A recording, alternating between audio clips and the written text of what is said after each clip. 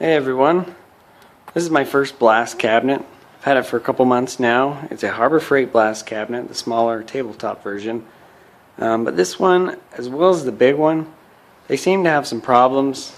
They can become pretty frustrating and waste a lot of time. Finally I got fed up and I fixed those problems, and I just wanted to share with you guys the things that I did. So maybe it'll help you guys out too. I bought this cabinet for 60 bucks on Craigslist. Pretty good deal. It's pretty much brand new, but it didn't come with a gun or any lights. So I bought this Cambell Hausfeld gun, $30 online. Works great. The hose it came with was kind of flimsy, and in this small cabinet it would kink a lot. So I just went to Home Depot and got a braided hose. It works good, and it's stiffer, so it's easier to get on and off the gun. Then you can use the gun as a blower.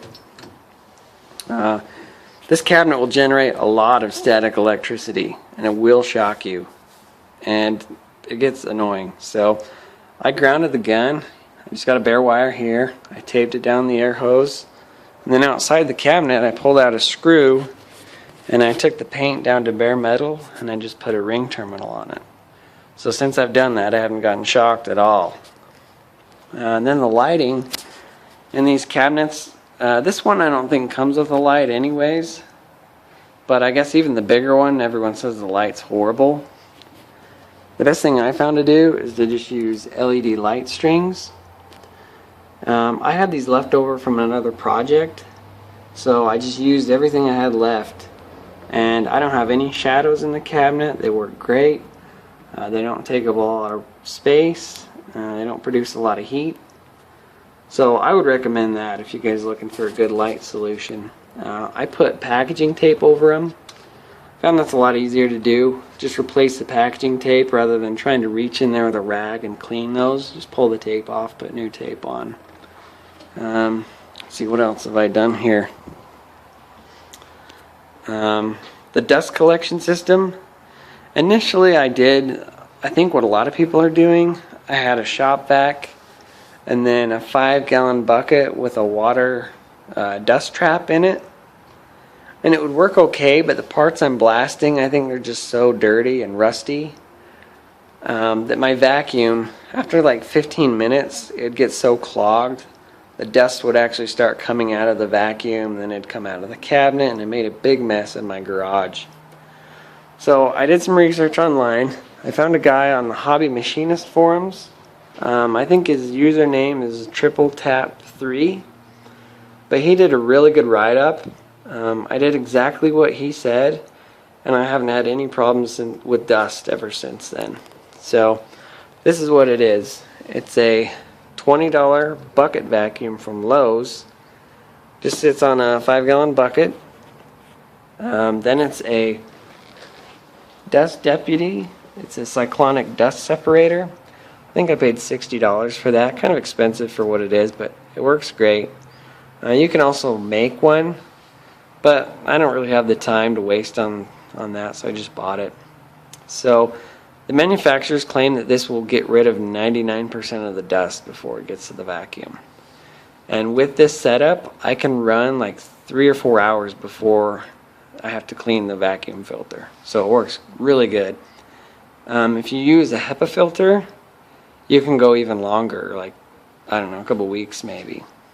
I just use the paper filter that came with the vacuum. And then connected to the vacuum is this motor speed controller from Harbor Freight. It's $20, and it's great because you really don't need a full blast vacuum, a vacuum on full blast pulling all that air through. So I usually keep it on the low setting and it works good. Also, it's a lot quieter. You can see it's below.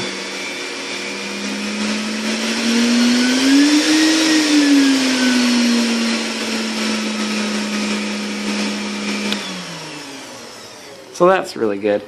And not only that, but then you have the switch close to the cabinet. I got my water separator close to the cabinet also.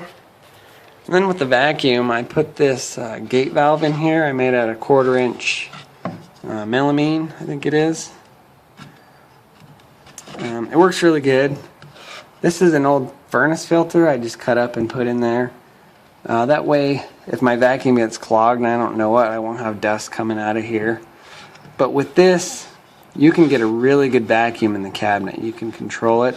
And you can actually see the walls of the cabinet kind of suck in a little bit. That way you know there's nothing coming out of it.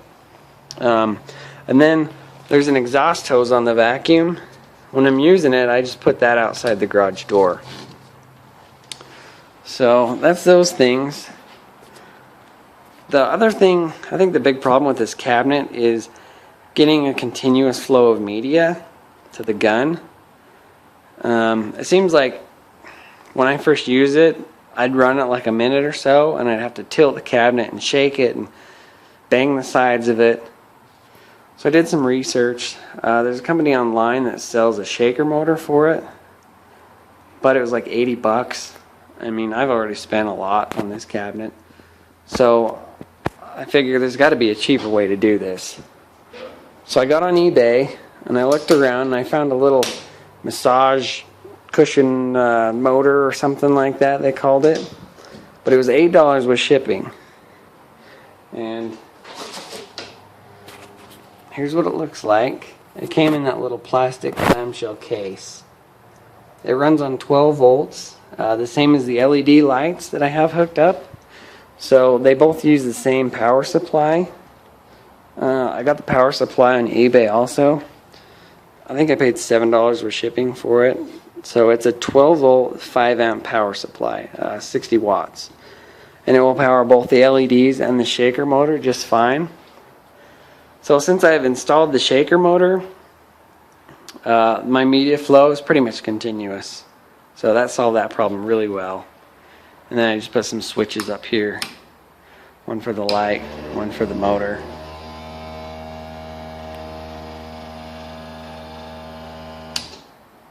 So I think that's it, guys.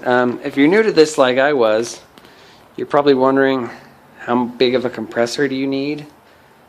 I think the 110 volt compressors, doing a little bit of research, they just don't seem like they produce enough or, you know, put enough air out. So just save up and go big. You won't regret it because you'll use it for a lot of other things too. I got a 60-gallon Cambell Hausfeld compressor, and I bought this used for 400 bucks. It's 220 volts, so I had to wire 220 in my garage. But it's 3.2 horse and 10 CFMs at 90 psi. So with this compressor, I can run my blast cabinet. I run it at 80 psi since I'm using glass beads. I really don't want to go higher than that. But at 80 psi, that compressor will run this cabinet non-stop. The compressor kicks on about every 5 minutes, and it'll be on for about a minute or two, and back off for 5, but it works great. And I think that's all I got.